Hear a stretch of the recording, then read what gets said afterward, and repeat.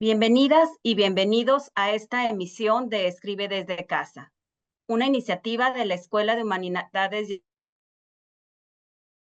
colaboración con el Centro de Escritura del Tecnológico de Monterrey, cuyo propósito es acercar a la comunidad académica y al público general a temas de interés relacionados con la escritura, la lectura y la oralización académicas. Mi nombre es Roberta Leal Icida, directora del Centro de Escritura, y es un gusto para mí presentar la actividad de hoy.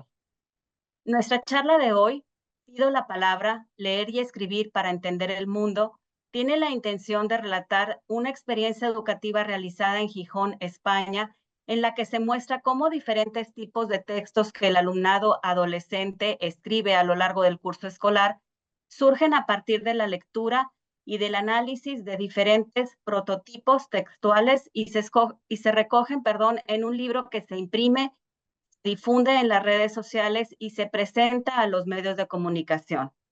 Así, las alumnas y los alumnos viven la experiencia de leer y escribir como una tarea escolar, como una actividad comunicativa y funcional y como una práctica social del lenguaje. Además, se sienten así integrantes de una comunidad lectora y escritora que intercambia y comparte significados con la palabra escrita. A continuación, me permito presentar a nuestro invitado. Carlos Lomas, Gijón, España, 1956, es doctor en Filología Hispánica y catedrático de Lengua Castellana y Literatura. Ha trabajado como asesor de formación del profesorado en Gijón y como profesor en la Universidad de Oviedo. Fue director de la revista Signos y es codirector de Textos. Ha impartido formación docente en múltiples países de América Latina. Sus investigaciones abarcan la educación lingüística y literaria, los efectos de la comunicación de masas y la construcción de las desigualdades de género en la escuela.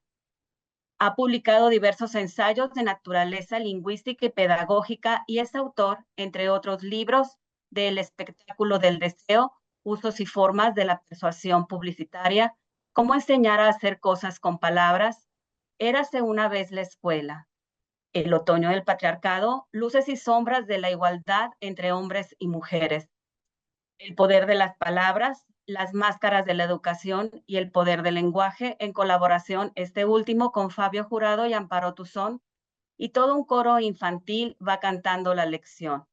La poesía en la escuela y la escuela en la poesía, en coautoría con Fabio Jurado.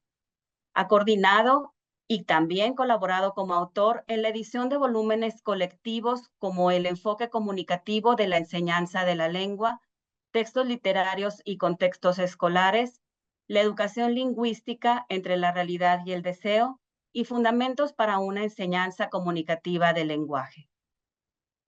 Antes de comenzar, les recuerdo que esta es una actividad académica que se transmitirá en YouTube de la Escuela de Humanidades y Educación de manera diferida. Para hacer más fluida la interacción, les pedimos enfocar sus comentarios e intervenciones en el tema de la charla.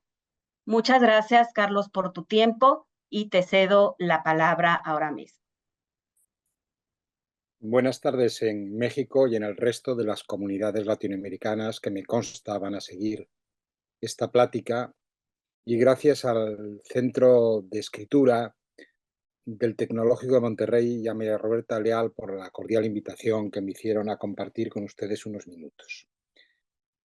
Para mí, todo lo que tiene que ver con México significa un inmenso placer y una especial devoción. Desde hace ya más de 2 décadas viajo con frecuencia a ese hermoso, lindo y difícil país, y allí he gozado del afecto, del cariño y del saber de tantas maestras y de tantos maestros a quienes aprecio y quiero.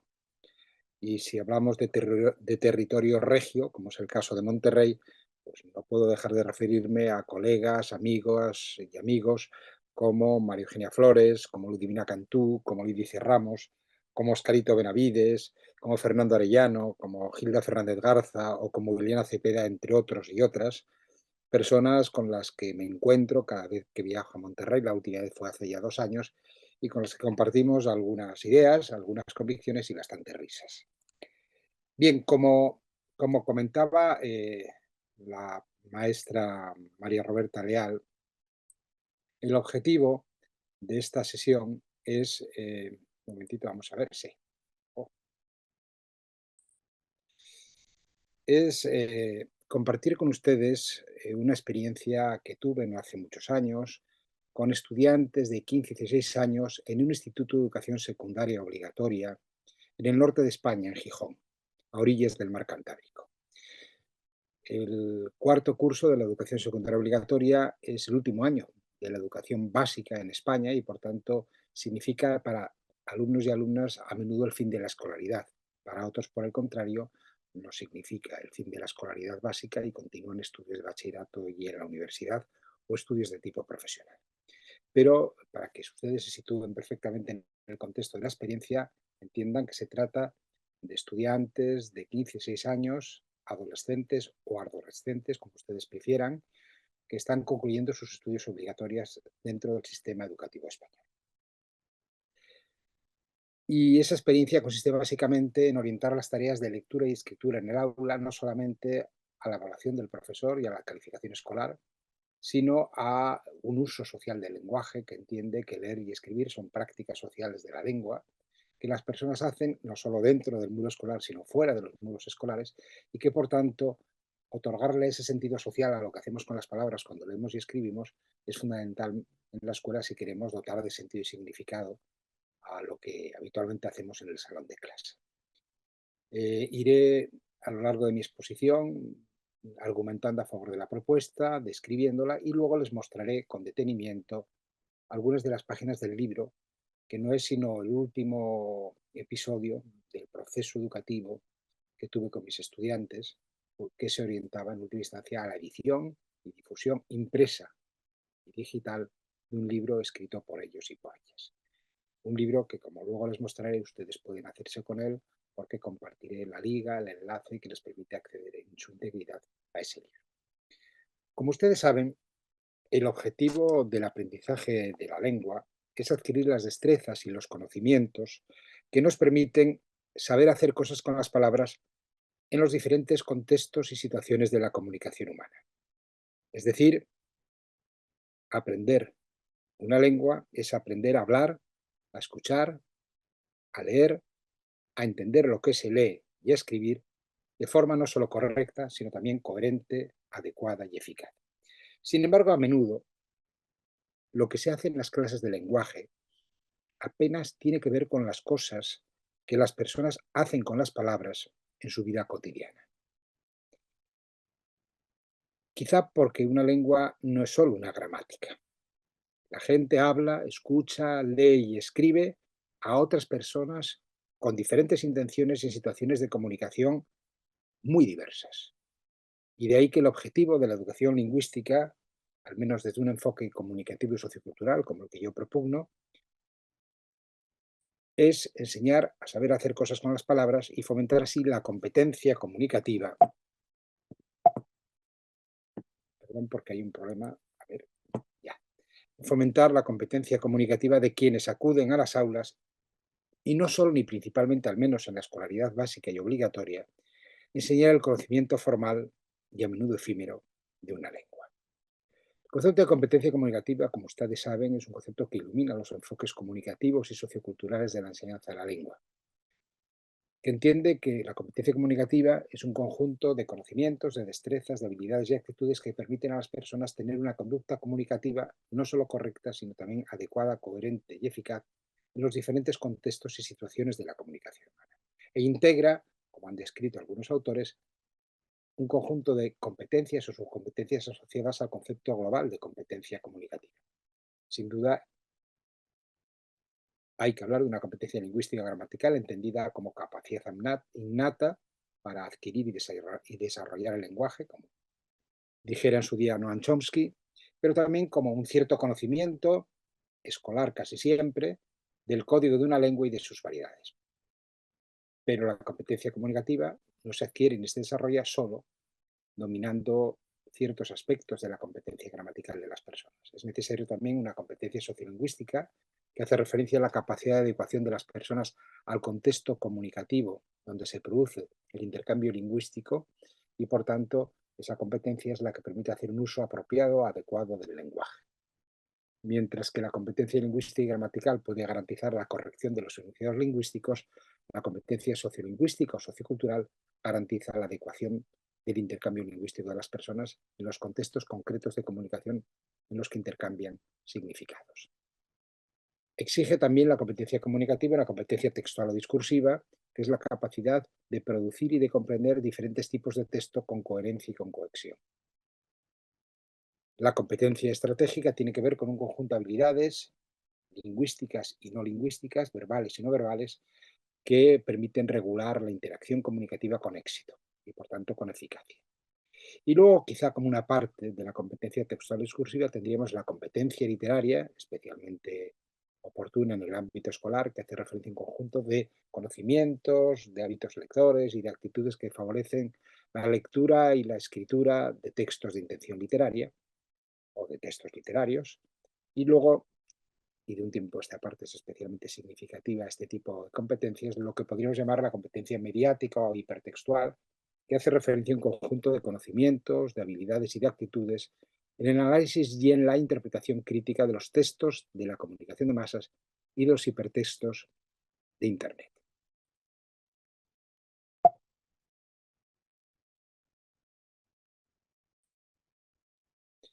En última instancia, de lo que se trata es de enseñar y de aprender a saber qué decir a quién y cómo y cuándo decirlo de manera adecuada y qué y cuándo callar. Sin embargo, no es lo mismo enseñar gramática que enseñar lengua, porque como dijera hace ya más de un siglo el ilustre lingüista chileno Rodolfo Lenz, si conocer a fondo la gramática fuera condición indispensable para ser artista del lenguaje, poeta, escritor u orador, ¿por qué no son los mejores gramáticos a la vez los más grandes escritores? Una reflexión que un siglo después retoma el profesor Daniel Casani, ¿eh? Cuando dice que qué ingenuo resulta pensar que 4 reglas gramaticales sirven para todos los textos. Sería tan fácil escribir si bastara un puñado de palabras, de sintaxis y de ortografía para escribir bien. Pero se necesita mucho más. Tradiciones, retórica, estructuras discursivas, puntuación, originalidad. Escribir es un proceso largo, complejo y estratégico. Hay que pensar en la audiencia, descubrir sus necesidades, darse cuenta de lo que sabe y de lo que se ignora. Hay que contar, por tanto, con una tradición escrita en cada ámbito para poder respetarla o saltársela con la máxima cortesía. Qué difícil es escribir, por tanto.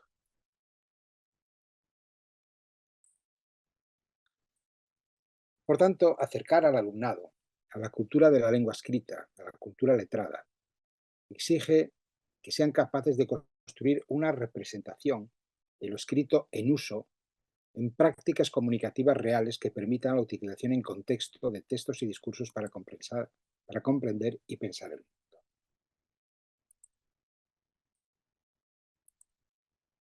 Y es que, como escribiera Juan José Millás, no se escribe para ser escritor, ni se lee para ser lector. Se escribe y se lee para comprender el mundo. Nadie, pues, debería salir a la vida sin haber adquirido esas habilidades básicas.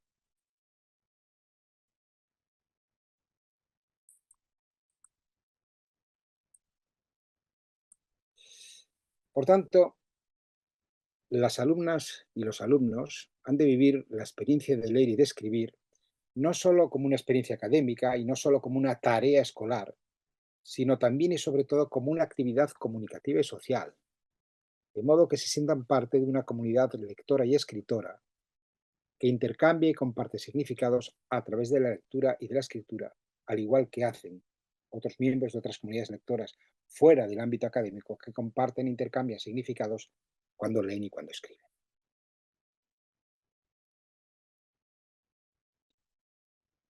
Bien, de ahí pues el énfasis que en el ámbito escolar se ha puesto de un tiempo a esta parte en aspectos como la animación lectora, la mediación a través de la lectura y otras estrategias que fomenten el acercamiento a la lectura de estudiantes que parecen ser objeto de disuasión en lo que se refiere al estímulo lector, pero a los que queremos atrapar para que disfruten de la lectura.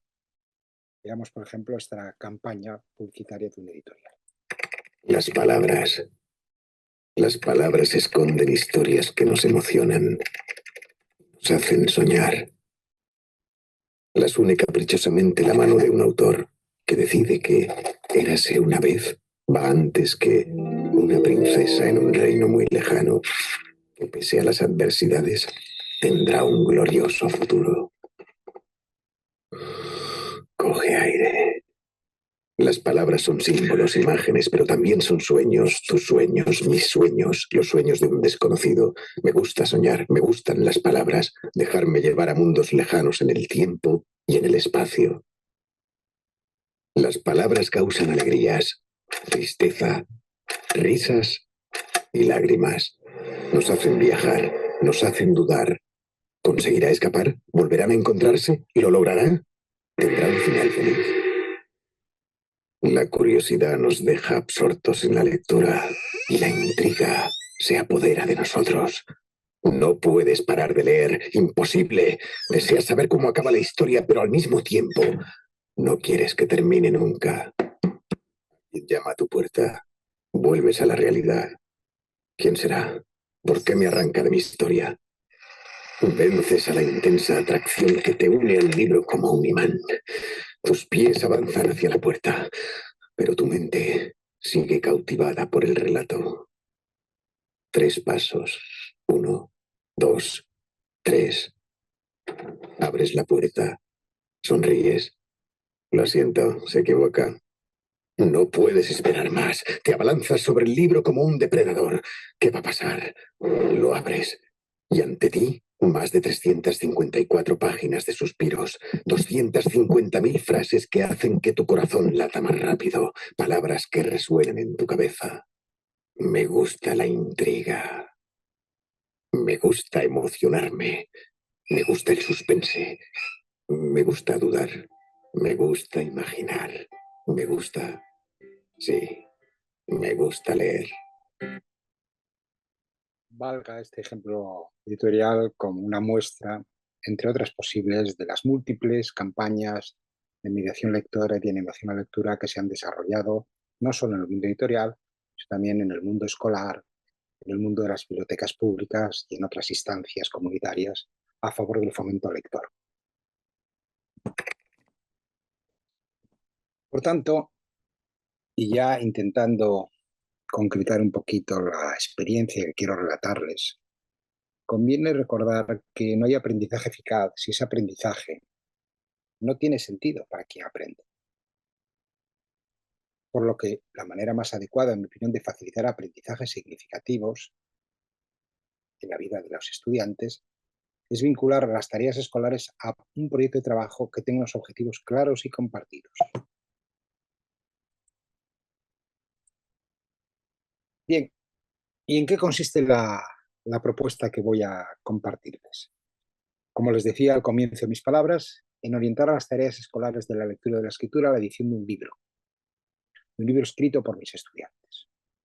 De manera que los estudiantes van a estudiar o van a acercarse a diferentes tipos y prototipos textuales, a diferentes géneros discursivos de la lengua escrita, a través de modelos textuales de autores de prestigio o no, pero autores canónicos en cualquier caso, y van a estudiar sus características lingüísticas y pragmáticas con el fin de familiarizarse con las convicciones, tanto lingüísticas como pragmáticas, de cada tipo de texto, para luego, a través de un proceso de imitación, de parodia o de glosa, escribir textos a la manera de esos tipos específicos de texto.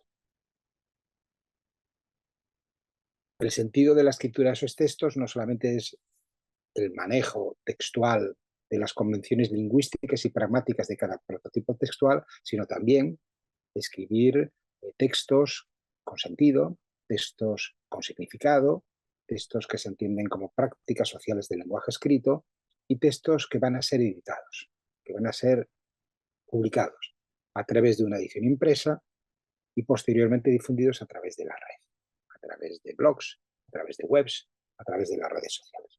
Por tanto, mis estudiantes conocen la propuesta de editar un libro con sus escritos desde el inicio del curso y van realizando sus tareas de escritura al hilo de las actividades ordinarias de clase. Y esas tareas de escritura se conciben como un proceso de elaboración y corrección de borradores, de continua búsqueda de la adecuación, coherencia y corrección de sus textos, de lectura pública y de evaluación de esos textos ante el resto de la clase. Es decir, lo que mis estudiantes escriben no es algo que tiene una finalidad estrictamente académica, no es algo que tiene solo la utilidad de servir al profesor o a la profesora para su evaluación escolar y por tanto para su calificación, sino que es algo que va a tener trascendencia más allá de las aulas, que va a ser leído por otras personas, dentro y fuera de la clase, dentro y fuera de España. Y en ese sentido eso cambia enormemente, digamos, la actitud del estudiante ante el aprendizaje del lenguaje escrito, en la medida en que la trascendencia de lo escrito no es solo una trascendencia escolar, sino que es una trascendencia social y por tanto tiene una dimensión pública. Y eso genera, yo lo he visto, una actitud de corrección, de búsqueda de la coherencia, que no es habitual en el otro tipo de textos escolares que escriben habitualmente como parte de las rutinas educativas en el salón de clase.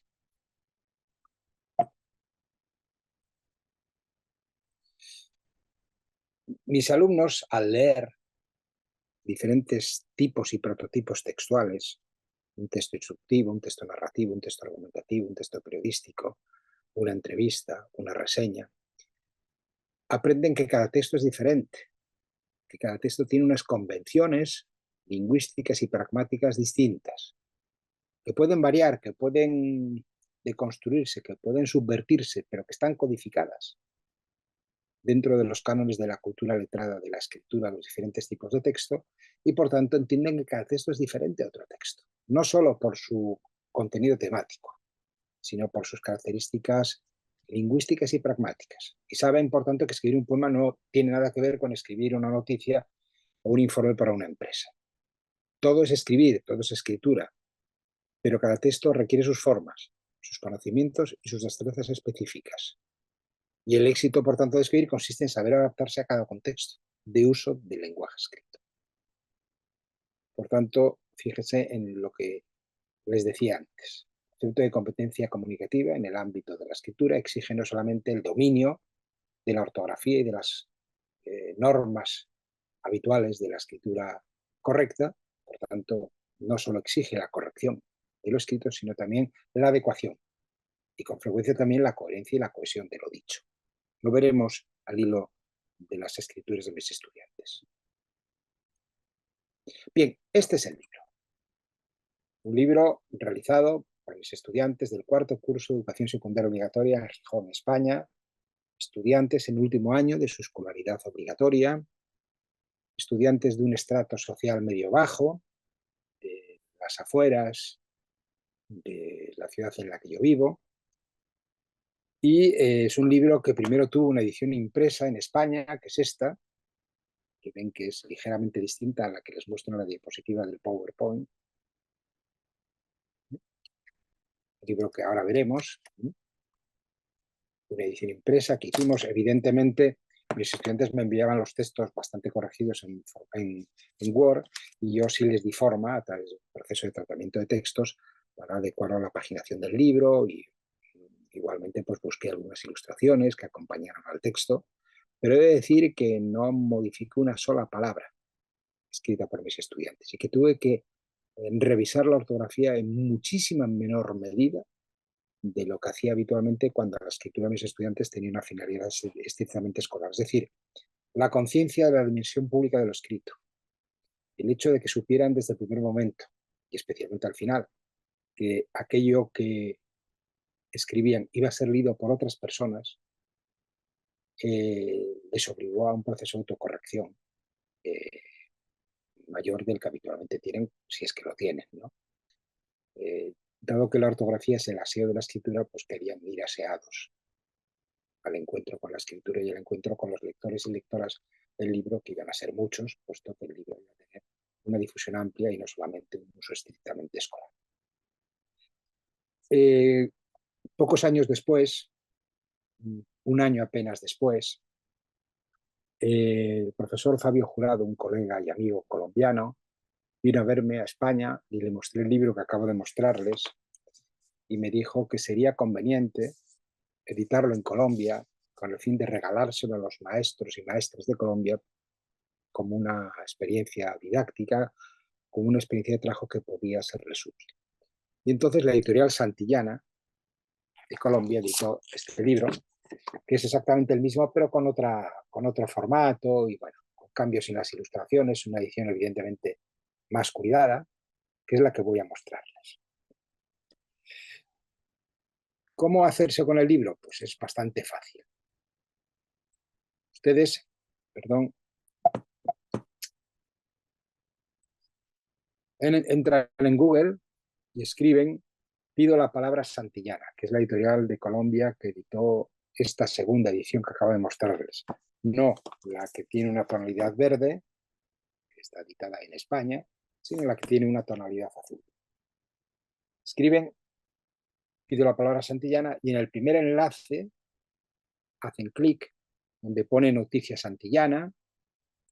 Entonces inmediatamente verán esta primera página y un poquito más abajo esta segunda, donde se explica cuál es el objetivo del aprendizaje de las lenguas, qué es lo que se ofrece en este libro y finalmente se ofrece la descarga gratuita del PDF, que es lo que vamos a empezar a ver a continuación.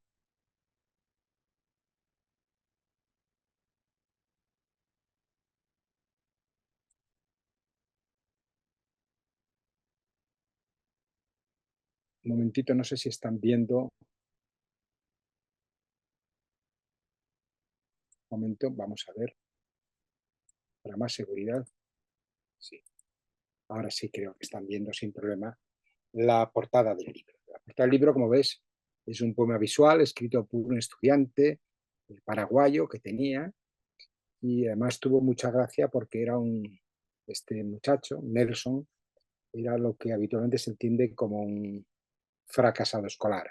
Tenía dificultades para concluir sus estudios, los concluyó afortunadamente con éxito y parecía de aquellos alumnos que han nacido para perder. Sin embargo, hizo esta portada y no solamente mereció el pórtico del libro, sino que además la editorial Santillana de Colombia le envió una carta personal pidiendo la autorización para reproducir su trabajo. Imagínense lo que significó para ese muchacho de 15 años que una editorial colombiana valorara su trabajo y le pidiera permiso para la publicación de su ilustración en la portada del libro. Bien, esta es la portadilla interior.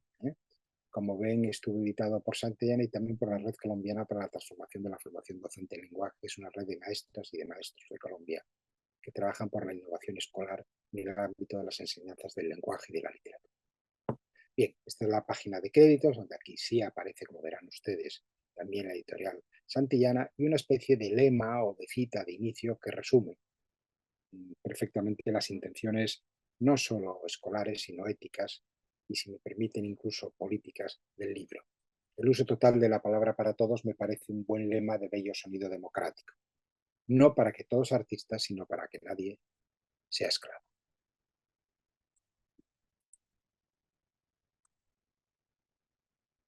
Bien, este es el índice.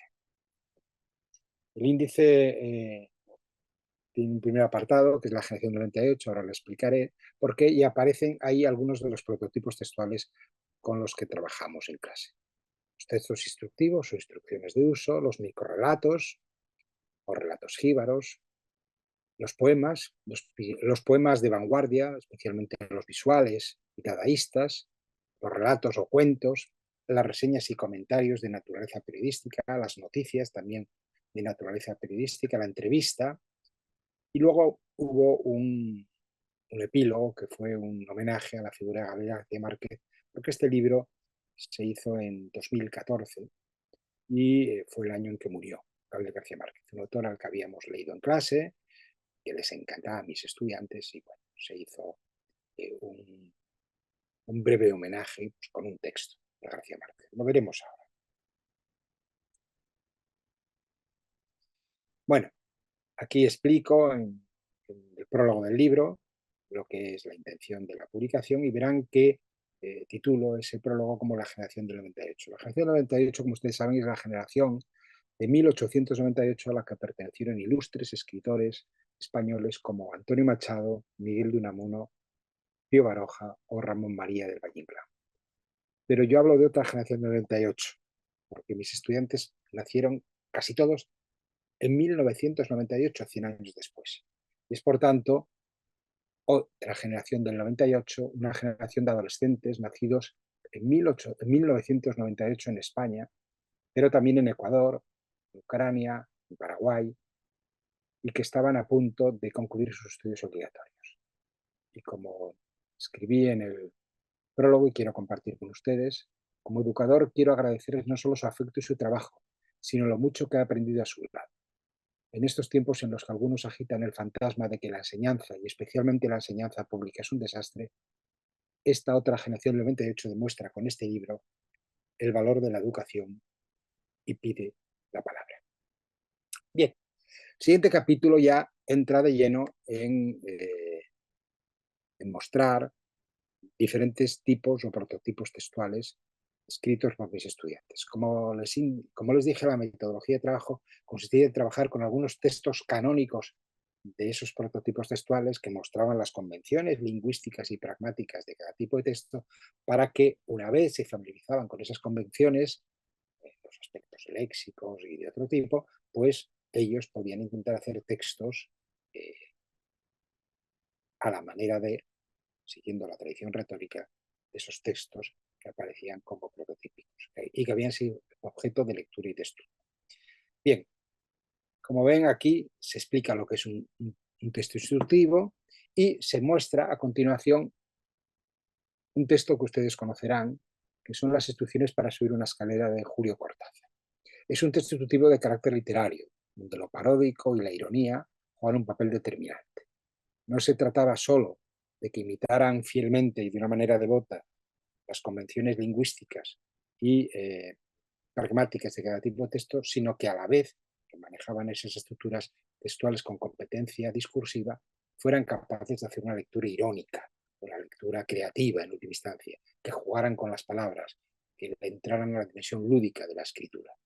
¿Qué es lo que hace Julio Cortázar con sus instrucciones para subir una escalera, donde nos va refiriendo con toda precisión sobre aspectos como qué es una escalera, para qué sirve una escalera y qué cosas tenemos que hacer para subir la escalera? Es decir, el absurdo maravilloso del texto cortázariano consiste en explicarnos algo que sabemos y en explicarnos cómo hacer algo que ya sabemos hacer. Pero ahí entra en juego el juego literario y la ironía.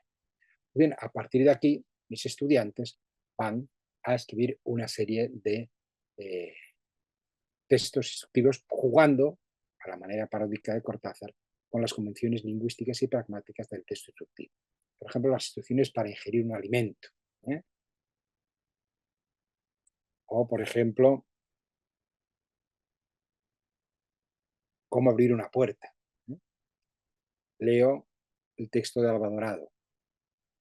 ¿Cómo abrir una puerta? Una puerta es un elemento de madera rectangular que se coloca en los huecos que hay en las paredes de un espacio cerrado y sirve para pasar a otros lugares del espacio y para que no se vea lo que hay dentro de ellos. Para abrir una puerta hay que situarse enfrente de pie, mirando hacia ella, porque si no lo haces no la ves y recto. Se comienza levantando la parte derecha o izquierda del cuerpo, que es alargada. Sale del hombro y acaba en una mano con 5 dedos llamada brazo. Levantas esa parte del cuerpo hasta que llegas a la altura del pomo, que es un elemento redondo alargado de metal situado hacia la mitad de la puerta, que se mueve hacia arriba y hacia abajo. A continuación sujetas el pomo con la mano y sus 5 dedos y presionas hacia abajo para que se mueva. Seguidamente, con la mano en el pomo, mueves el brazo hacia adelante o hacia atrás, dependiendo del tipo de puerta, hasta dejar un hueco por el que entras.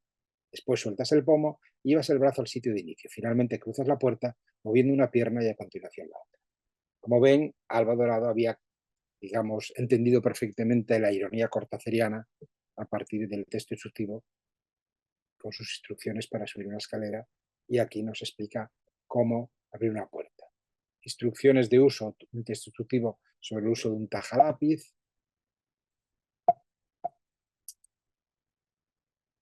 cómo sentarse en una silla, cómo enviar un WhatsApp, cómo dormir, cómo salir de casa, instrucciones de uso para correr, para enviar un mensaje con el teléfono móvil o celular, para dormir, para levantarse de la cama, para disfrutar de la televisión, para pelar una manzana, para hacer los deberes o las tareas escolares. O, por ejemplo, este estupendo texto de Luciano Manducci, Cómo abrir un paraguas. Como habrá podido comprobar, hay días en los que el sol se encuentra escondido entre las nubes, y esas nubes, que suelen ser grises, de un tono más o menos oscuro, desprenden unas gotas de agua que cuando caen en gran cantidad se les llama lluvia. También deberías saber que esa lluvia moja, y que eso es desagradable en cierto modo. Por ello, se ha inventado el paraguas, un objeto formado por una superficie cóncava desplegable, de tela impermeable o de plástico, sujeta con varillas dispuestas alrededor de un eje central y por el otro lado terminado en un mango o puño, adecuado para llevarlo en una mano. Como ven, Luciano lo que hizo aquí fue seguir una instrucción que yo le di, que yo les di, que es intentar definir claramente el objeto que va a ser objeto de algún tipo de instrucción de uso a partir de la definición que da el diccionario para ser precisos en la designación del objeto. Y este modo en que define lo que es un paraguas, evidentemente, presupone la consulta previa del diccionario. Para abrir el paraguas debe seguir estos pasos. Coja el paraguas por el mango, tiene que alzarla con el pico mirando hacia arriba. Si tiene un botón, púlselo y se abrirá solo. Si tiene una pestaña, púlsela y arrástrela hacia arriba hasta que el paraguas se abra. Ahora colóqueselo encima de su cuerpo para no mojarse.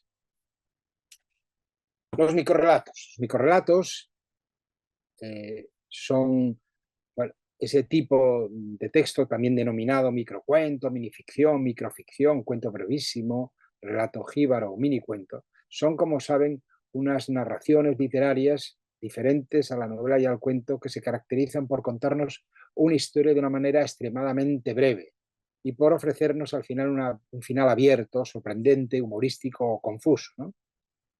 Tiene su antecedente en géneros de corta extensión como las fábulas, las adivinanzas, las parábolas, los bestiarios, los epitafios e incluso los grafitis, ¿no?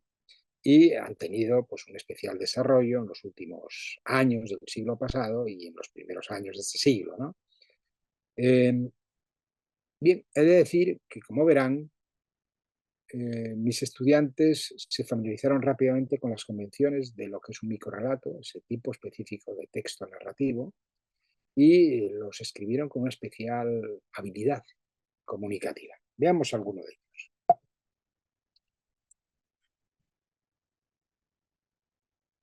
Antes, leamos uno o dos textos o microficciones escritos por autores de reconocido prestigio, autores consagrados. Por ejemplo, este texto de Gabriel García Márquez.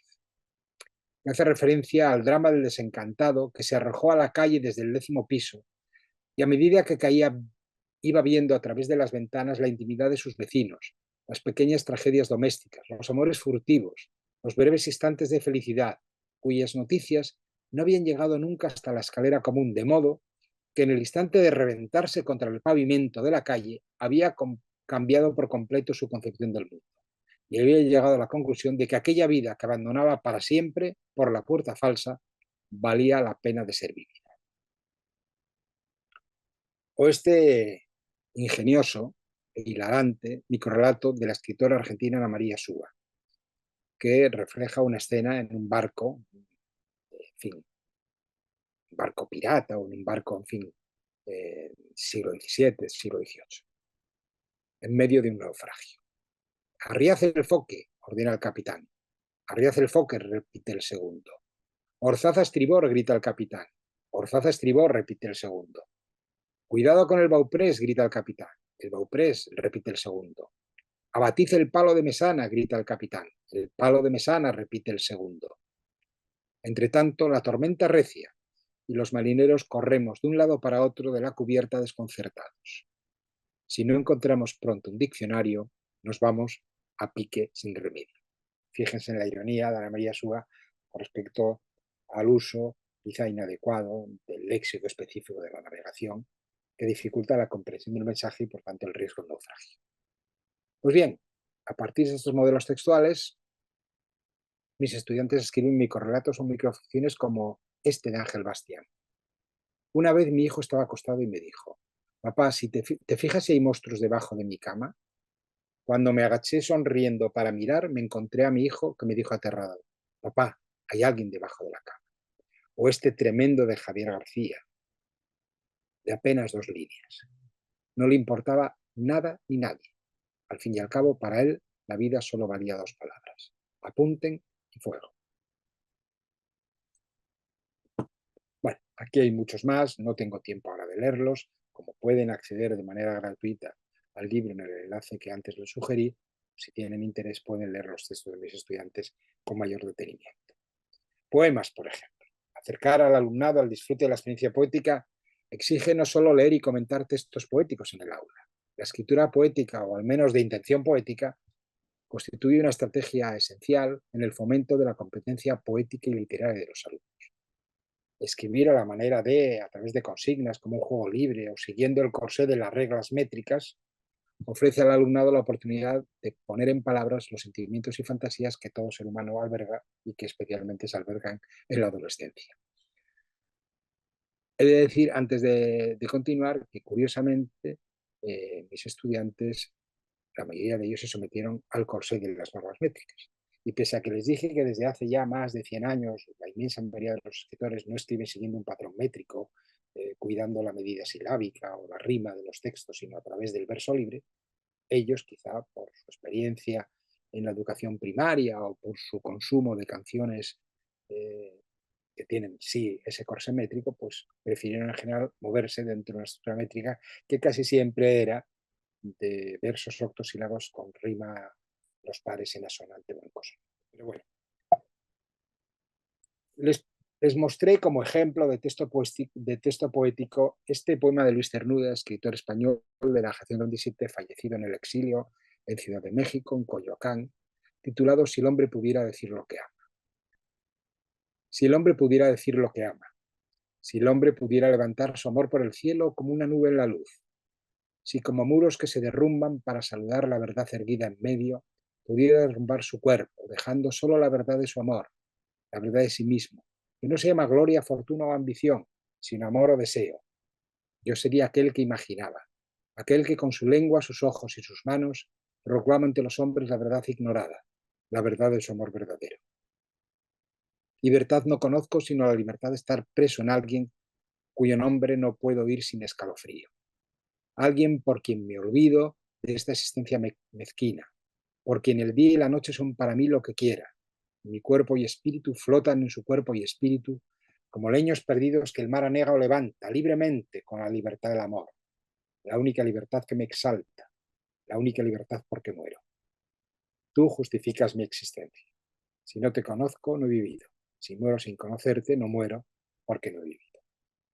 Es un hermosísimo poema de Luis Cernuda de su libro Los placeres prohibidos, que me permitió además trabajar aspectos como la homofobia o los prejuicios en la lectura de los textos. Porque cuando yo les preguntaba a quién iba dirigido este poema, pues me decían que a su mujer, a su novia, hasta que decían a su amante. Y ahí decía sí, pero entiendes que es una mujer, y todos, o la inmensa mayoría, decían que sí. Yo les pedía, por favor, qué marcas textuales, qué indicios hay en el texto que nos permitan inferir que este poema esté dedicado a una mujer. No los hay, y no los hay entre otras cosas porque Luis Cernuda fue un hombre, fue un poeta homosexual y evidentemente escribió a su amor, a otro hombre, este hermosísimo poema. Con lo cual permitía trabajar los prejuicios, la homofobia, porque era un poema que les encantaba. Y una vez que disfrutaban de él y lo elogiaban, les parecía maravilloso y lo copiaban a mano, entonces era cuando había que decir que estáis admirando un poema de un hombre escrito a otro hombre, un poema de amor homosexual, y eso es estupendo. Y con lo cual, pues bueno, ahí permitía trabajar algunas cosas que no eran solo de naturaleza literaria. Bien, este es el modelo textual que utilicé, otros poemas que obviamente a lo largo del curso íbamos leyendo y comentando y analizando, pero básicamente este, donde como ven, Luis Cernuda utiliza el verso libre. Aquí no hay un corsé métrico que determine la medida silábica de los versos o el tipo de rima y su disposición, no. Pese a ello, como ven, pues el patrón métrico domina de una manera tiránica la inmensa mayoría de la escritura poética de mis estudiantes. Poemas ya cuyos títulos lo dicen todo, ¿no? recuerden que eran adolescentes. Ansias de ti, despertar, atardecer, libertad, la única salida, la primera vez, miradas, desamor, amar, sentir volar por la tierra o caminar por el mar. La cabeza te da vueltas cuando comienzas a amar. A veces, aunque no quieras, tienes que dejar marchar. A veces hay que perder para así poder ganar, ¿no? O desamor. El amor es algo bello desde que yo a ti te vi. Me conquistaron tus ojos cuando yo te conocí. Y yo te sigo mirando, no siento lo que sentí porque me he enamorado y esta vez no es de ti. Obviamente el eco de las canciones que les gustan como adolescentes, pues está en la temática, en el tono, en el registro de estos poemas de amor. En mi afán de mostrarles que la poesía no siempre obedecía a criterios métricos y podía ser libre, les mostré algunos ejemplos de la poesía vanguardista, de la poesía de la vanguardia del periodo entre guerras en Europa y también en Latinoamérica. Y puse un especial hincapié en los poemas visuales y los poemas dadaístas. Los poemas dadaístas pues, a menudo consistían en recortar palabras de los titulares de la prensa e ir combinándolas, respetando solo las normas de la concordancia, para ver qué tipo de texto se generaba, a veces de manera inconsciente o involuntaria, ¿no? Y aquí tenemos un poema de Leonardo José Ibáñez, donde siguiendo la técnica dadaísta, escribe: el último adiós promete salir a buscar en todas las direcciones, no hay límites. El problema en el tira y afloja para conseguir la gran oportunidad. Admira la luz desnuda que muere. Admira la luz desnuda que muere. ¿Hubiera sido capaz un estudiante de 15 años escribir este último verso? Que fuera de este contexto podríamos atribuir a Sabines o al poema o al poeta que les guste, seguramente no. Pero el azar de la combinación dadaísta de palabras extraídas aleatoriamente de la prensa o de cualquier otro origen permitía combinaciones de este tipo que daban lugar a poemas absolutamente ingeniosos e impredecibles como este. O este poema visual de Adrián Burgos, donde la mezcla de un revólver y la palabra libertad genera unas lecturas polisémicas y enormemente connotativas. Ejemplos de poesía visual. Tienen aquí el triángulo armónico de Vicente Huidobro, donde logra describir dos triángulos, uno invertido y el otro no, y donde posteriormente pues Carolina Tiburcio y Cristina Torres fueron capaces de componer siluetas humanas, en el primer caso de una mujer, en el segundo caso parece que de un hombre con sombrero, con una serie de textos, ¿no?, que bueno, ustedes pueden leer en el libro con precisión porque aquí tendrían dificultades para leerlo. Relatos. Básicamente lo que podríamos denominar un cuento, ¿no?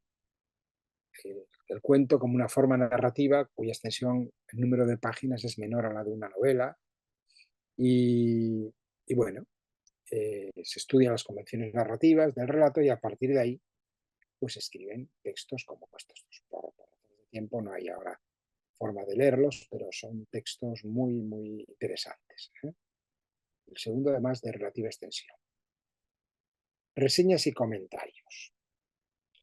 Estoy hablando de ese género periodístico que consiste en reseñar y en comentar una película, una serie, un libro de reciente aparición en el mercado, un concierto musical, que tiene una serie de convenciones. Nosotros trabajamos mucho con un texto de Mario Vargas Llosa, el texto que él leyó cuando recibió el Premio Nobel de Literatura, texto que el escritor peruano tituló Elogio de la lectura y de la ficción, y que yo di de manera abstractada a mis estudiantes. Un texto amplio, yo lo di de manera abstractada y en el Mario Vargas Llosa habla de cómo se inició de niño a la lectura y lo que significó la lectura como un despertar hacia otros mundos posibles y cómo antes habla de la escritura que luego ha caracterizado su vida, ¿no? Bien, pues entonces yo, una vez que conocen el texto, estos son los fragmentos del discurso de aceptación del Premio Nobel de Literatura en diciembre de 2010 en Vargas Llosa, pues les digo, imaginaros que trabajáis en un periódico, en la sección de cultura, un periódico, y que os envían a Estocolmo, donde se entrega el Premio Nobel de Literatura, para asistir a la entrega del Premio Nobel de Literatura al escritor peruano Mario Vargas Llosa, y por tanto tenéis que tomar unas notas de lo que dice y luego mandar una crónica, una reseña, donde por una parte hagáis una síntesis de las ideas expresadas por Vargas Llosa en la lectura, la aceptación del Premio Nobel de Literatura, pero también hagáis vuestras propias consideraciones, porque no necesariamente tenéis que estar de acuerdo con lo que él dice, ¿no? Entonces, a partir de ahí escribieron una serie de textos, ¿no? Algunos puramente muy cercanos al resumen de las ideas expresadas por Vargas Llosa, y otras textos donde se entraba en la dialéctica controversial con lo dicho por Vargas Llosa, que por momentos es opinable desde el punto de vista del alumno, ¿no? Bien, aquí tenemos algunas reseñas que podríamos llamar casi de crítica literaria o crónicas literarias, donde pues, el estudiante o la estudiante de turno pues, entra en diálogo con las ideas expresadas por Vargas Llosa a propósito de la lectura y de la ficción en el discurso que leyó cuando se le entregó el Premio Nobel de Literatura hace 14 años.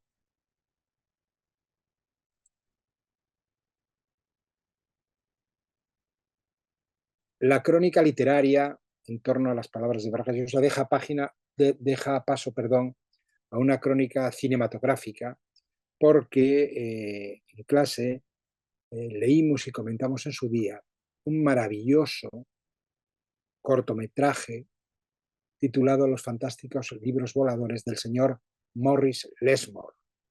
Si ustedes escriben en Google Los fantásticos libros voladores del señor Morris Lesmore, o mejor, si lo hacen incluso en YouTube, tienen los 12-13 minutos de este maravilloso cortometraje de animación que mereció el Oscar en 2011 al mejor cortometraje, y donde ven, pues no quiero hacerles un spoiler, no quiero contarles exactamente de qué se trata, pero habla del mundo de los libros, del mundo de la fantasía, del mundo de la ficción, del significado de la ficción y de la fantasía a través de la lectura para las personas, y hay un juego de referencias intertextuales que va desde Alicia en el País de las Maravillas a Buster Keaton. Bien, entonces aquí lo que hacen son dos reseñas o críticas cinematográficas del cortometraje Los fantásticos libros voladores del señor Morris Lesmore, que obtuvo el Oscar al mejor cortometraje en 2011. Aquí tenemos pues, la crónica de Juan Argüelles, donde hay una parte técnica con la descripción, digamos, de la autoría, de la dirección, de la música, del montaje, del género, de la duración, que son apenas 15 minutos, un resumen de lo que podríamos denominar el argumento, una sinopsis del texto, que es una convención clásica de las reseñas cinematográficas, y posteriormente, en el último párrafo, una breve opinión argumentada sobre el cortometraje. Las noticias. Las noticias, como ustedes saben, son un género netamente informativo en el cual, a través de medios como la prensa impresa o digital, la radio o la televisión, pues se difunden hechos que ocurren con mayor o menor veracidad. Por tanto, la escritura de la noticia tiene una serie de convenciones acuñadas por la tradición periodística que el periodista ha de respetar casi de manera reverencial, ¿no? Al igual que hacíamos con otros tipos textuales, como el instructivo a propósito del texto de Julio Cortázar, yo les planteé que le dieran un toque irónico, lúdico, festivo a la noticia. No tenía mucho sentido que escribieran noticias de un accidente de tráfico sin poner un gramo de pimienta, sin poner nada de ironía, de parodia, de sentido humor a lo escrito. Y por eso escribieron noticias tan inverosímiles como estas. Atracan una farmacia en el centro de Barcelona. Un grupo de jubilados se ha visto en la obligación de atracar una farmacia porque su pensión no les llega. El carnicero invisible, que es un relato bastante, en fin, gore, que diríamos ahora, ¿no? España, nuevo Estado americano, y este esta otra noticia que quiero leerles porque me hace mucha gracia. Se titula: Un profesor obliga a sus alumnos a trabajar sin tecnología. La impactante noticia sucedía el viernes 31 en un instituto de Gijón. Como ustedes saben, yo estaba trabajando como enseñante de lenguaje en un instituto de Gijón. Y el texto de la noticia dice: ¿se imagina a sus hijos teniendo que escribir a mano en vez de ordenador? Pensando en vez de navegando en Internet. Pues este suceso se ha producido el viernes 31 de enero en la localidad de Gijón a las 10:30 de la mañana. Al parecer, el profesor de lengua del Instituto número 1 de Gijón mandó redactar a sus alumnos una noticia inventada teniendo que usar el bolígrafo, el papel y el cerebro para dicho fin. Lo más impactante del suceso es que no es la primera vez que ocurre, ya que, según nos han informado, también se produjo un hecho similar, solo que en aquella ocasión relacionado con un poema, siendo más atroz este hecho que el de la escritura de la noticia en sí. Parece que, como estaba explicando cómo se escribe una noticia, les obligó a escribir una con el fin de que conocieran su funcionamiento, pero se barajan otras hipótesis, como por ejemplo la de provocar un sufrimiento innecesario en sus alumnos. No se sabe con certeza cómo terminará este asunto, pero al cierre de rotativas de este periódico, el profesor se ha comprometido a no volver a realizar un suceso tan inmoral. Bien, creo que a buen entendedor estas palabras bastan.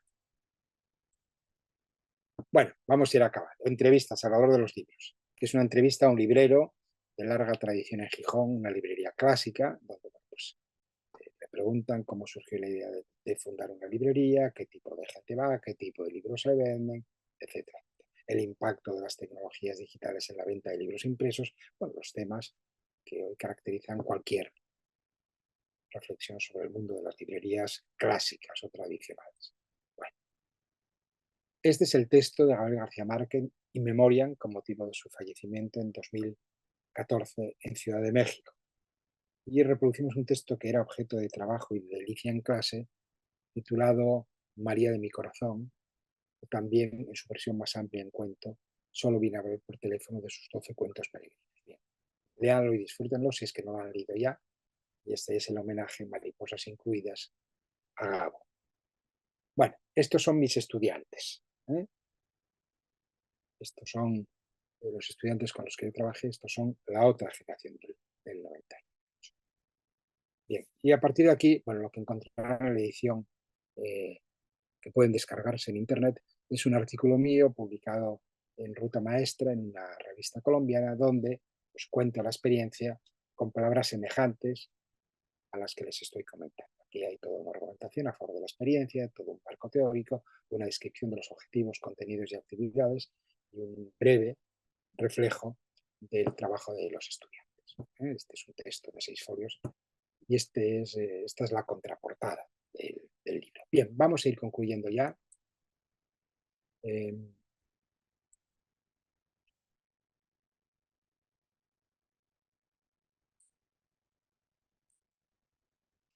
Bien, recuerden que el modo de hacerse con él es, un momentito por favor,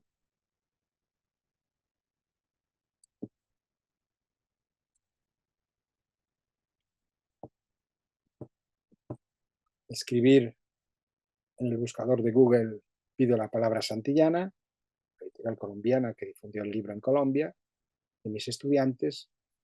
En el primer enlace, Noticias Santillana, entran inmediatamente, pues verán un texto al final del cual hay un icono de PDF donde pueden descargarlo en su integridad. Bien, insisto, la generación del 98 con la que yo trabajé. Y para ir concluyendo, quiero reiterar que mis estudiantes no solo leyeron y escribieron textos como una tarea escolar orientada a conocer y a utilizar unas determinadas tipologías textuales, texto narrativo, texto instructivo, texto argumentativo, texto poético, sino también para ser leídos y leídas por otras personas y no solo por el profesor, en el contexto de un libro que se imprimió y que se difundió a través de Internet, de blogs y de redes sociales. Quiero concluir con unas breves reflexiones sobre lo que significa educar en la sociedad en red y, por tanto, leer y escribir en el contexto de ese diluvio de información que nos ofrece Internet.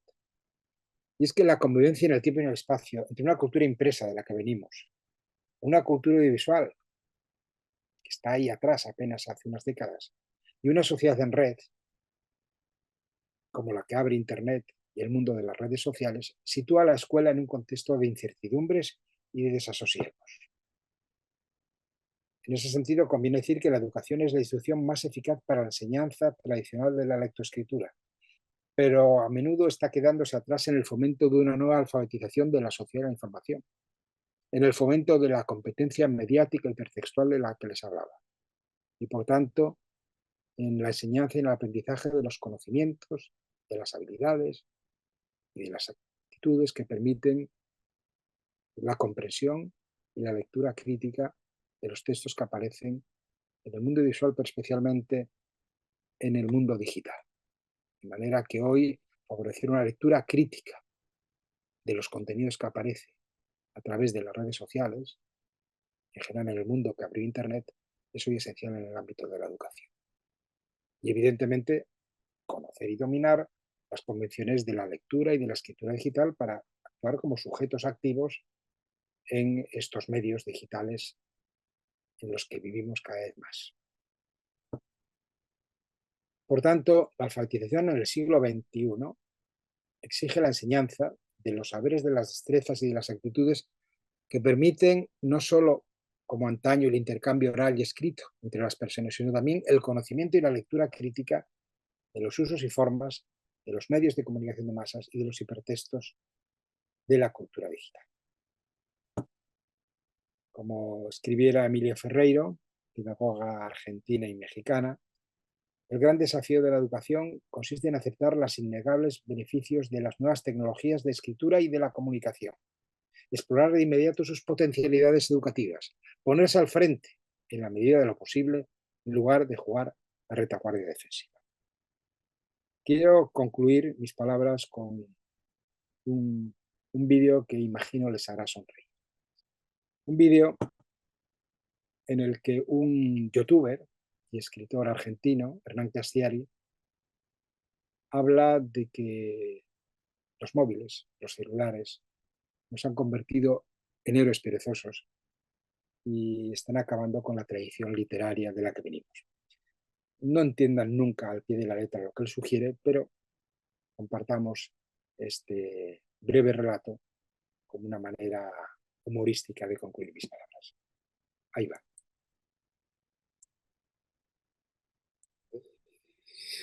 No hace mucho le contaba a mi hija, tengo una hija que tiene 11 años, pero cuando tenía 6 o 7 todavía le contaba cuentos infantiles. Y un día le conté por primera vez el cuento de Hansel y Gretel. Y en el momento que los hermanitos se pierden en el bosque y empieza a anochecer, en ese punto cúlmine de la trama, que yo se lo contaba con la voz muy seria para que se asustara un poco, mi hija en vez de asustarse me dijo que lo llamen al papá por el celular. Y yo pensé entonces, recién entonces, por primera vez, que mi hija no sabe que hubo una vida antes de la telefonía inalámbrica. Y descubrí también qué espantosa resultaría la literatura, la clásica, si el teléfono móvil hubiera existido siempre. Pensemos, por ejemplo, en cualquier historia clásica, la que se les ocurra. Blancanieves, Caperucita, Pinocho, El viejo y el mar, Macbeth, la familia de Pascual Duarte, cualquiera. Y pongamos un teléfono móvil en el bolsillo del protagonista. ¿Funciona la trama? ¿Funciona la trama ahora que los personajes pueden llamarse desde cualquier lado? No importa qué historia hayamos elegido. La trama no funciona un carajo en ninguna. Con un teléfono en las manos, por ejemplo, Penélope ya no espera con incertidumbre a que el guerrero Ulises regrese del combate.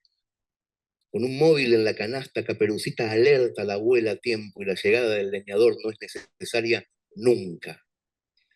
Con un telefonito, el coronel sí tiene quien le escriba, por lo menos algún mensaje de texto, aunque sea spam. y Tom Sawyer no se pierde en el Mississippi gracias al servicio de localización de personas de Movistar. Y el chanchito de la casa de madera le avisa a su hermano que el lobo ya está yendo para ahí. Y Gepetto recibe una alerta de la escuela avisando que Pinocho no llegó por la mañana. Un enorme porcentaje de las historias escritas tuvieron como principal fuente de conflicto la distancia, el desencuentro y la incomunicación.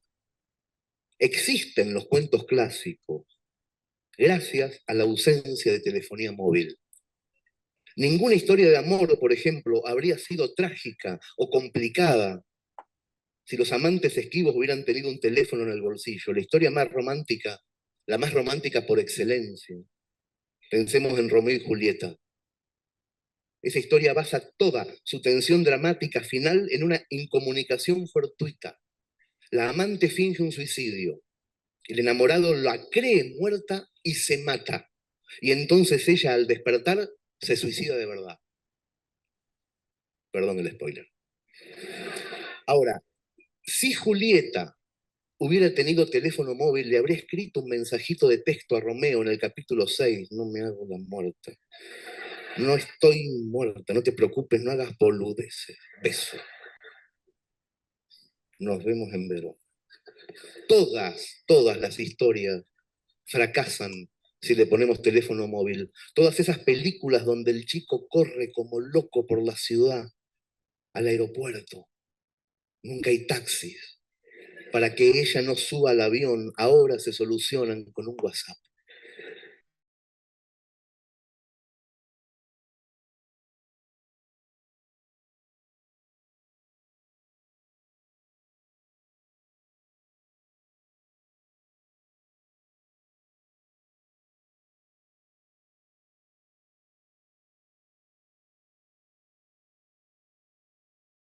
Y haremos un mensaje de texto lastimoso desde el sofá mientras juega Racing con Independiente.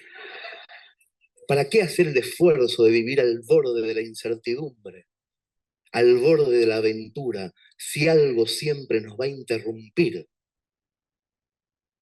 Una llamada a tiempo, un mensaje binario, una alarma.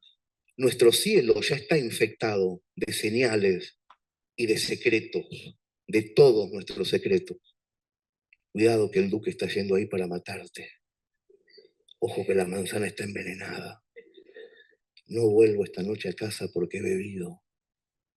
Si le das un beso a la muchacha, se despierta y te ama. Papá, venía a buscarnos que unos pájaros se comieron las migas de pan. Nuestras tramas están perdiendo el brillo, las escritas, las vividas, incluso las imaginadas, porque nos estamos convirtiendo en héroes perezosos. Bien, no entiendan al pie de la letra las palabras de Hernán Castiari, cuando afirma que existen los cuentos clásicos porque no había telefonía móvil o celulares, que las historias de la literatura consagrada fracasarían en la época del teléfono móvil, porque la literatura tiene como estímulo esencial el desencuentro, la incertidumbre y la incomunicación. Si fuera así, pues hoy nos estaría escribiendo una literatura que tiene tanto interés como la de otras épocas, ni se estaría difundiendo a mayor escala gracias a formatos como el del libro electrónico. Pero creo que tiene mucha gracia la alusión de Hernán Castiari a que nos estamos convirtiendo en héroes perezosos porque todas las intrigas, todos los secretos y todos los destiempos de la literatura fracasarían en la era de la telefonía móvil y del wifi. Y es que yo creo que se trata de vivir con Internet y no en Internet. Como dice el filósofo Emilio Lledó, los dedos infantiles y adolescentes tienen que tocar, pero no solo teclados o pantallas táctiles. Tienen que tocar las cosas, pasar páginas, garabatear renglones, pensar y soñar con las palabras, oír a los maestros, hablar y mirar, jugar y leer, crear, dudar, y eso en principio ante la exclusiva pantalla de la vida. Bien, muchísimas gracias por su atención y ahora tenemos la oportunidad de platicar en torno a los aspectos que más les interesen, a las dudas que tengan. En fin, la, Sí, la maestra María Roberta Leal habrá ido tomando nota de las observaciones que han hecho en el chat y yo con mucho gusto, si sé responderles, lo haré con mucho gusto.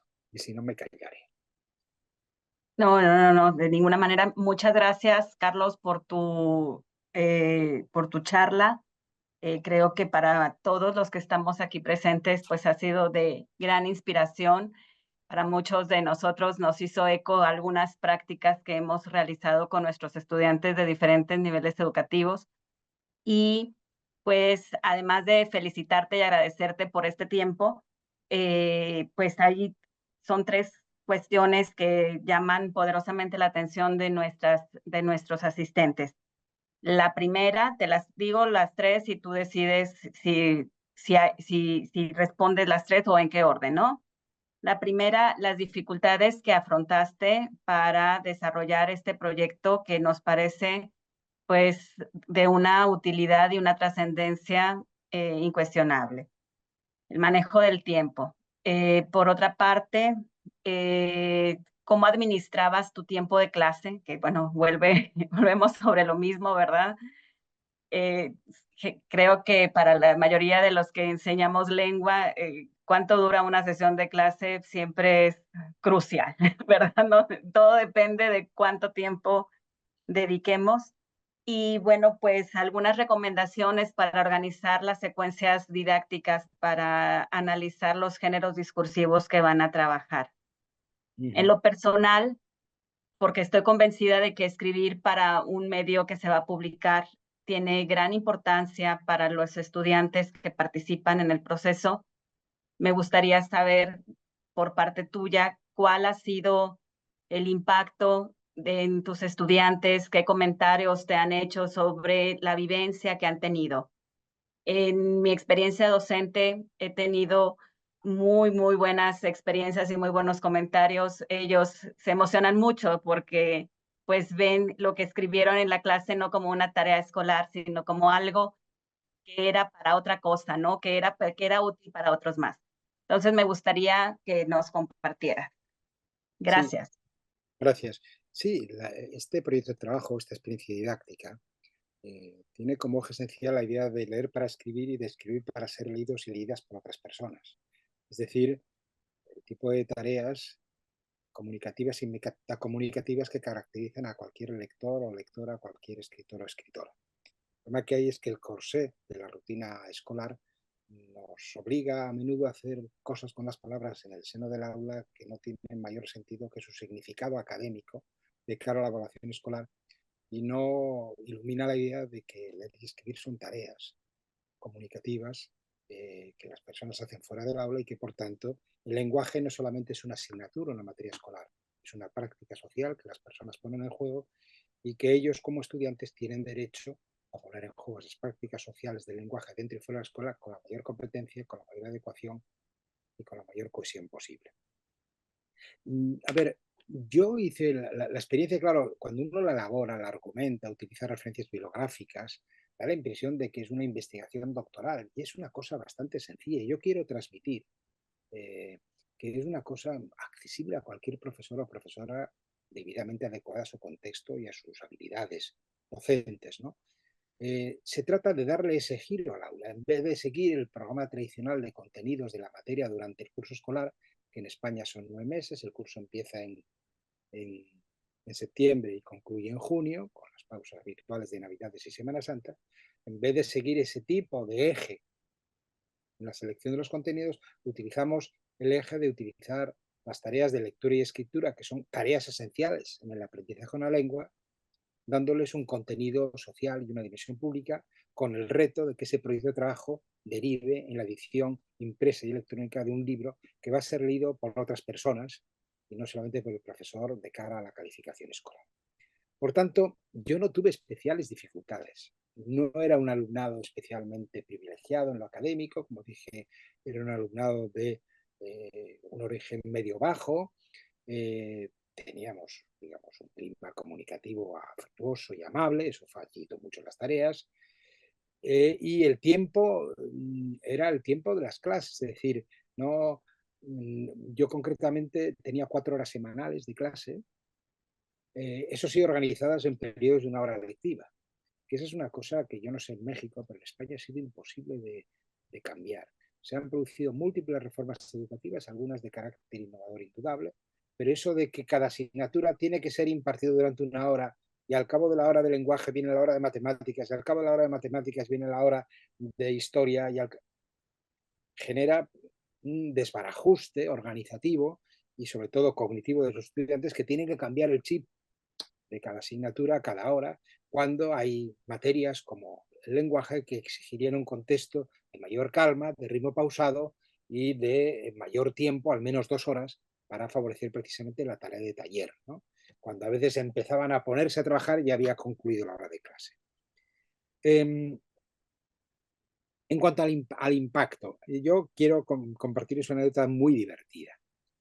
El año anterior yo les había dado clase también a estos 2 grupos, tenían 14 años, y les expliqué que en el éxito o en el fracaso de una obra literaria contribuye no solo su calidad literaria, sino, por ejemplo, las estrategias publicitarias de difusión del libro, de estar en una editorial que tiene una buena distribución y que hace una promoción a través de entrevistas, a través de publicidad, etcétera, etcétera.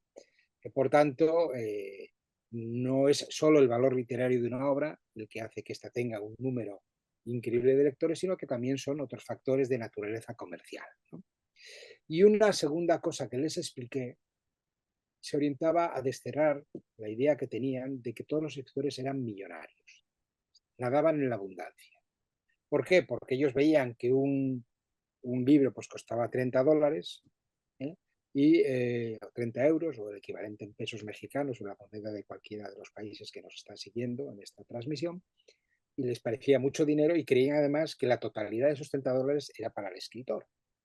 Entonces yo le tenía que explicar que no, que el proceso de producción de un libro impreso exigía, por una parte, la aprobación por parte de la editorial, del original enviado por el escritor, pero luego había una labor de corrección, había una labor de composición, había una labor de diseño gráfico, había una portada, había una impresión, había una encuadernación y había una distribución que derivaba en librerías y que finalmente ya era posible en las librerías. En estos momentos también hablaríamos en las librerías virtuales y en las aplicaciones y tiendas en Internet, pues la venta del libro. Entonces les decía que de esos $30 que costaba el libro en la librería, pues aproximadamente el 30%, el 40% era para la empresa editora que tenía los gastos derivados de la composición, del diseño gráfico, de la impresión y de la encuadernación del libro. Y que por tanto esas editoriales se llamaban Alfaguara, se llamaban Planeta, se llamaban Taurus, se llamaban la editorial que ustedes quieran, ¿no? Océano o cualquier otra. Luego era necesario distribuirlos por toda la geografía y por tanto había unas furgonetas, unos camiones llenos de libros que iban repartiendo por las distintas librerías del país el libro correspondiente y evidentemente exigía un conductor, unos gastos de gasolina, en fin. Por tanto, una empresa distribuidora solía quedarse con el 20% del precio del libro. Luego había unos lugares que se denominan librerías, donde trabajan libreros y libreras que tienen la funesta manía de comer todos los días y por tanto el librero también se quedaba con un porcentaje del precio de venta del libro, que solía ser un 30%. Y luego quedaba un 10% que ese sí era para el autor. Un 10% que el autor cobraba anualmente si es que se vendía el libro, que esa es otra, y por el que tenía que pagar impuestos. Dicho de otra manera, que de los 30 euros del libro que ellos consideraban que enriquecía a los escritores, cada escritor percibía, con suerte, y si es que vendía el libro, $3, de los cuales tenía que pagar por lo menos uno en impuestos. Que evidentemente había escritores de éxito que han ganado mucho dinero, que han tenido adaptaciones cinematográficas, pero que la inmensa mayoría de los escritores, pues con frecuencia, mal vivían o se ganaban la vida con otros oficios. Bien, todo esto ¿por qué lo explico? Porque al año siguiente es cuando surge la posibilidad de editar el libro en Colombia, y entonces el profesor Fabio Jurado me dice, va a editarlo Santillana, va a imprimir 1.500 ejemplares, los va a entregar en un acto multitudinario en Bogotá y quieren que tú vayas a hablarles del libro y a presentarlo. Entonces yo, pues evidentemente tuve que compartir con mis estudiantes esta información. Y entonces les comenté, mirad, sabed que el libro que editamos el año pasado aquí, que conocéis, que es este que yo les mostré, de tonalidad verde, pues va a ser impreso en Colombia y que se van a hacer 1.500 ejemplares y que se van a regalar a los maestros y a las maestras. Y bueno, quiero pedir vuestro permiso para que sea así porque sois realmente los dueños intelectuales del libro, ¿no? Entonces me dijeron, por supuesto, profe, no hay ningún problema, pero ten en cuenta que el año pasado nos dijiste que en el éxito o el fracaso literario de un libro influía no solo el valor literario de la obra, sino las estrategias de presentación, de difusión comercial del libro a través de entrevistas o presentaciones públicas. Y por tanto, ¿cuándo nos vamos a presentar el libro a Bogotá? Querían venir conmigo a promocionar el libro en Bogotá.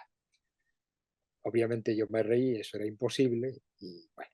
Pero es que la segunda broma que me dijeron fue que ellos habían aprendido el año pasado conmigo que el porcentaje del precio de un libro que acaba en las manos del escritor o escritora de ese libro era de en torno a un 10% y no de un 100% como ellos pensaban, y que lo habían entendido perfectamente, pero que querían hablar del 10% del libro que se iba a imprimir en Bogotá porque 1.500 ejemplares son muchos ejemplares. Bueno, yo me volví a sonreír, les planteé que no había ninguna transacción económica, que el libro se iba a regalar a los maestros y que por tanto este era un libro sin derechos de autor. Bueno, ¿qué quiero decir con esto? Que algo que yo les había comentado el año pasado y que hablaba sobre el mundo literario, con aspectos que no siempre dominan y conocen los estudiantes, como la promoción editorial del libro o los porcentajes que corresponden a cada uno de los actores que intervienen en la producción de un libro impreso, pues se activaron en primera persona del plural cuando ellos se vieron, digamos, en la tentación o en el deseo de viajar conmigo a Bogotá. Imagínense, viajar 60 estudiantes conmigo a Bogotá, estaría arruinada la editorial Santillana de Colombia, o quisieron hablar siempre en términos irónicos del porcentaje, de ese 10% que les correspondía. Bueno, eso en cuanto a la anécdota.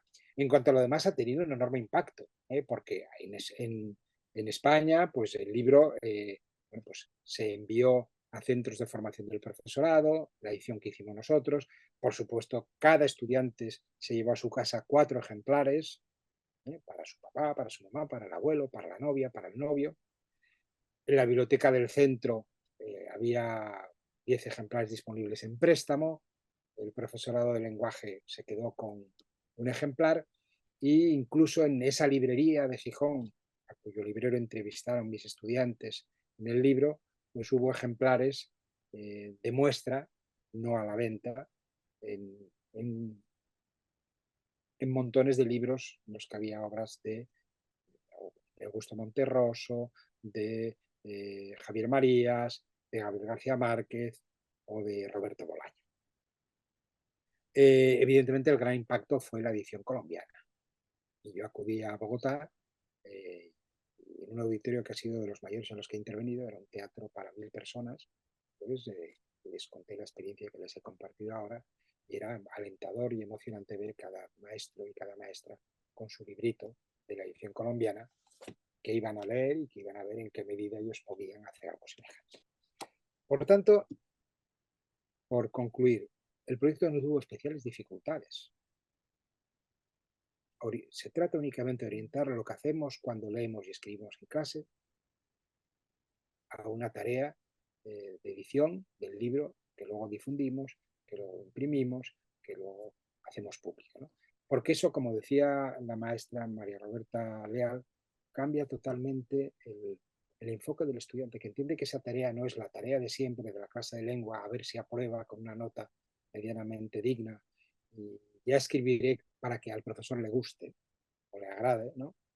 y de repente se ven como escritores en barbecho, como escritores en potencia, que de repente van a escribir para ser leídos y leídas por otras personas, no solo de su centro escolar, no solo de su ciudad, sino incluso de fuera de España, porque ya entonces, ya antes de que surgiera la edición colombiana, estuvo en una web del Departamento de Educación y cualquiera podía asomarse a ella, y yo le di difusión por Facebook y le di difusión por correo electrónico, y había un blog. Bueno, no es que fuera un bestseller, pero fue un libro que trascendió en mucho lo que hubiera sido una publicación estrictamente escolar, cuyo sentido y significado comienza y concluye dentro de los muros escolares, ¿no?